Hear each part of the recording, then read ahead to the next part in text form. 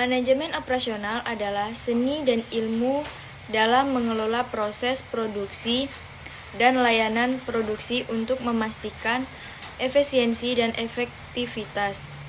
Strategi manajemen operasional 1. Lean manufaktur 2. Six Sigma 3. Manajemen proses bisnis 4. Just in time. Terakhir, total quality management. Teknologi dalam manajemen operasional 1. Perangkat lunak 2. Analitik data dan big data 3. Internet of Things 4. Automasi dan robotik. Terakhir, kecerdasan buatan AI dan pembelajaran mesin. Contoh manajemen operasional 1. Toyota Lean Manufacturing dan Kaizen. Materi kedua, perencanaan dan pengembangan produk. Barang 1. Berwujud memiliki sifat fisik tertentu. 2. Dapat disimpan. 3. Produk produksinya banyak menggunakan mesin. 4. Proses produksi dan konsumsi tidak berlangsung dalam waktu yang sama. 5. Kontrak dengan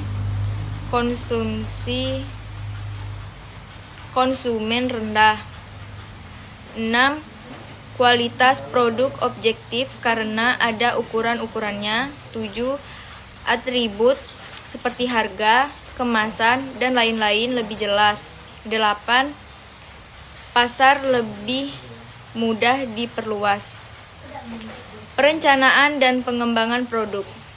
Jasa 1. Tidak berwujud dan tidak memiliki sifat fisik. 2. Tidak dapat disimpan. 3. Proses produksinya lebih banyak menggunakan faktor manusia. 4. Proses produksi dan konsumsi berlangsung di waktu yang sama. 5. Kontak dengan konsumen atau pengguna jasa tinggi. 6. Kualitas produk bersifat subjektif, diantaranya pengguna jasa. 7. Atribut produk seringkali tidak jelas. 8. Pasar sulit diperluas atau lebih bersifat lokal. Sumber gagasan produk. 1. Sumber internal. 2.